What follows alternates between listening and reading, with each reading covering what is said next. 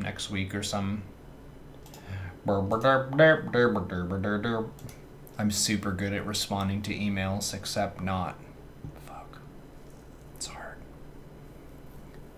Sure, you may be able to beat a 6K Terran on the ladder, but can you respond to emails in a timely manner? No. Damn. Okay. ZvT analysis. Welcome. Welcome to an analysis. This is with Iceman.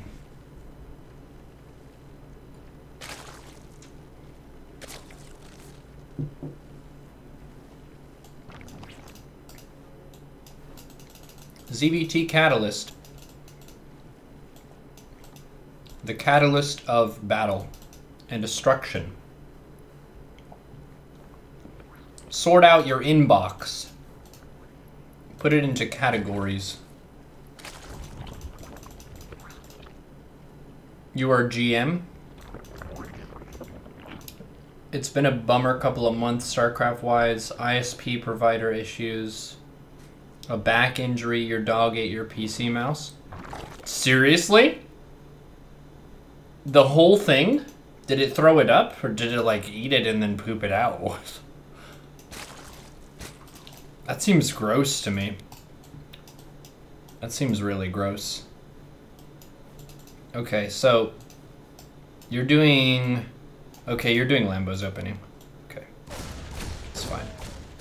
That's fine.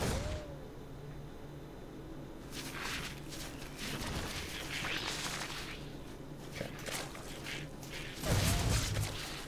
Chewed it to pieces. You chewed your mouse to pieces. 2-1-1. Nice. Nice, nice. Okay, Overlord speed, Ling speed, pulled 2 off gas. Third base is coming up. Not being supply blocked at 44. Good opening. Good opening. And then 450, you're gonna go triple queen. Triple queen. Triple queen. Triple queen. Evo Chambers. Double Overlord.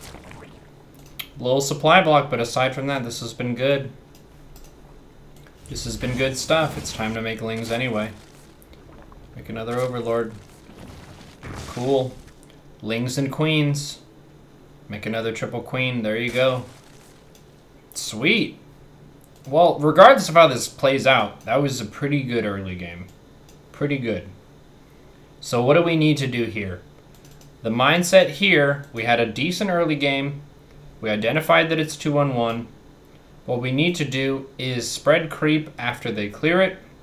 Keep all of our stuff alive. This is just a survival squad. It's not an attacking team. And we need to drone into Morgas's lair in a Bane nest. That's the objective here. So we have more queens. We have the upgrade going. Get the other upgrade. Get the other upgrade. Get the other upgrade. Get the other upgrade. Get the other upgrade.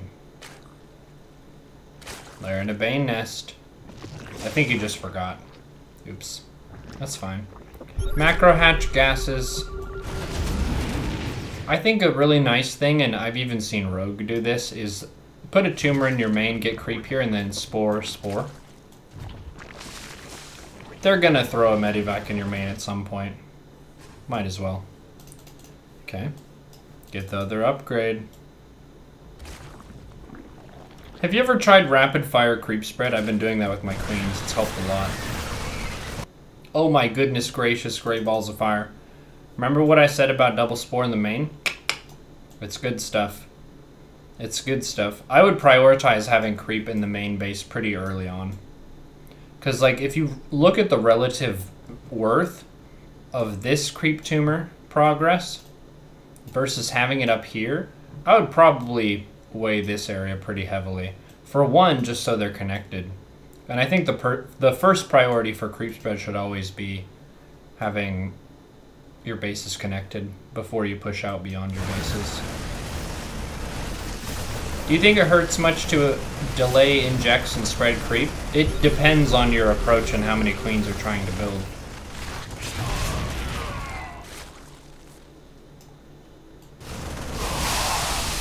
Cool. I think this entire shenanigan could have been very easily avoided by having 2 spores here and creep connection in the main. So put that on your macro to-do list. And the timing for that would probably be when you have your 30 lings and your queens to defend the 2-1-1, you're droning and you're making sure you have creep connection between your bases. And then you could drop the double spore in your main kind of when you're taking your lair. I think would be a good step to connect it with. Because now we went from having a really awesome early game to, uh-oh. Now we're really going to struggle to defend a 2-base all-in.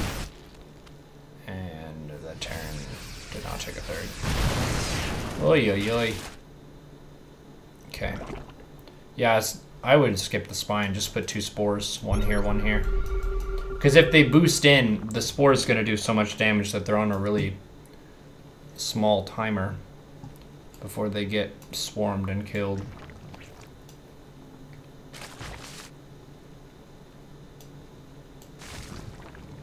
And I would recommend rapid fire creep spread, because that's a way to dump the energy into something. You could put a whole bunch of tumors here, and the tumors have health. I've looked at this before. They have like, what, 50 HP each? So even if they scan and they can kill a bunch of them, it buys you a ton of time. It's more HP than a Zergling. How much does a Zergling have? 35? Yeah. That's like a Zergling and a half almost.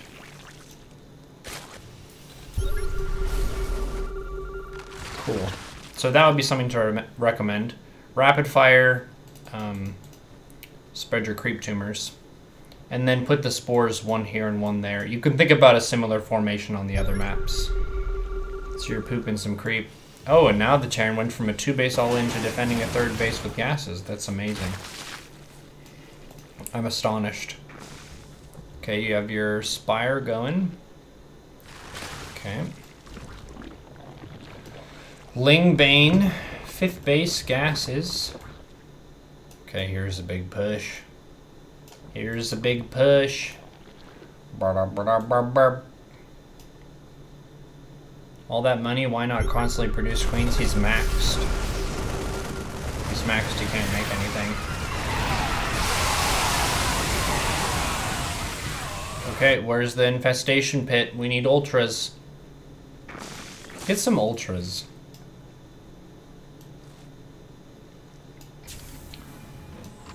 I'm not sure how this trend developed, but this seems like a common thing. And I think a lot of times Zerg players have a reason for not making ultras. Like, they think they're not as good as they actually are. But I think ultras really allow players to play in the way that they want to, which is to be able to beat the opponent's army. So we're going infestation pit and a spore. Yeah, the spore count here could be a lot lower if you just put them in efficient spots. Just 2 is fine. And then for mutas, the muta count tapers off really fast unless you are going to jump on their production. So we'll do an either or here. Either you use a mutaflock to really viciously jump on top of this area here, and you try to kill add-ons and stuff, or you rush into Hive with ultras, and you're trying to transition into corruptors as your main anti-air unit. That's the either or for how you're using your Spire tech. Because a lot of times, people make a big mutaflock like this, which is a tremendous investment. This is expensive. And if you look at the army value graph, the mutaflock is probably the vast majority of the army value. It's not very many units, but they're 100 apiece. So what this group gets done ends up being not just kind of a big deal, hugely important. You could even say it's the entire purpose of this playstyle. If you have a huge mutaflock, it needs to be not just running around checking for bases, it needs to be here. This is the throat of the Terran. So you should really be threatening that. Because if they lose that, then they can't remax. And they're effectively dead. Because like SCVs, what are SCVs at this point in the game? Most players can't even spend their money once they have 3 to 4 bases. So I think if you want to practice Ling Vayne Muta and make that a really key style, that needs to be #1 top of the list of the Mutalisk flock job. Mutas aren't even that efficient at defending drops and stuff. Just Queen Ling Vayne is fine. Maybe Corruptors. If you want to make 7 Corruptors and then rush Ultras, that's good too. But if you mass Mutas, it needs to be concentrated here. Like, super focused. The Terran should be really scared to leave their base. He's doing it. This is it. This is it. This is exactly what needs to happen. Okay. The meters are on the production. Where's the ultra production? Get the chitinous. Get the chitinous. Chitinous and ultras. You're making lings. Stop making lings. You have 2,500 gas.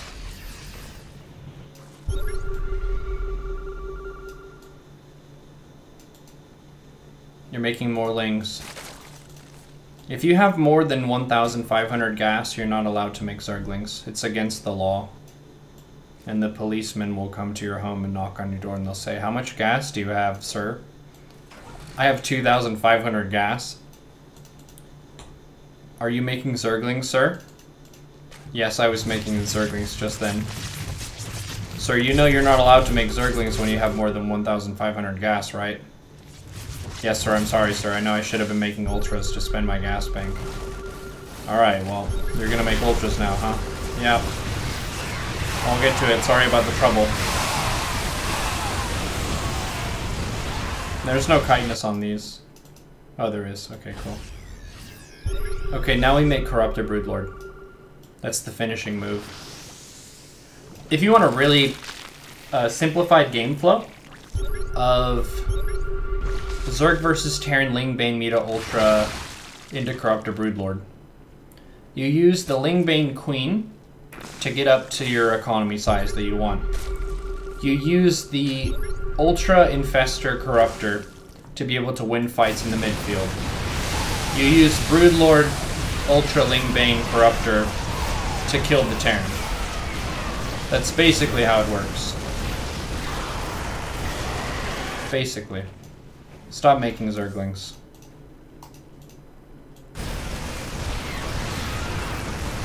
Yeah, your early game was really good. It was really good. It was the follow-up, what happens after dealing with 2-on-1, where you lost your main and your lair and it kind of got a little bit dicey. But this was a good game, overall. I think this is the best kind of match for learning, where you do a bunch of things well, but you still lose, and it's like, what could I have done? Stop making Zerglings. 1,500 gas, I would say. You're not allowed to. You should just make Ultras. Ultra Corruptor. The best counter to Ghost as well as Bane's when going Ultras. Infestors using Fungal on them, Adrenalings are also good, Nidusing Lings into the main.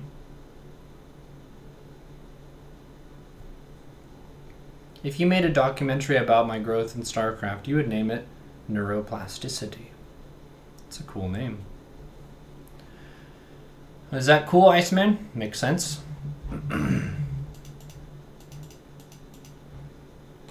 Ultra unsupported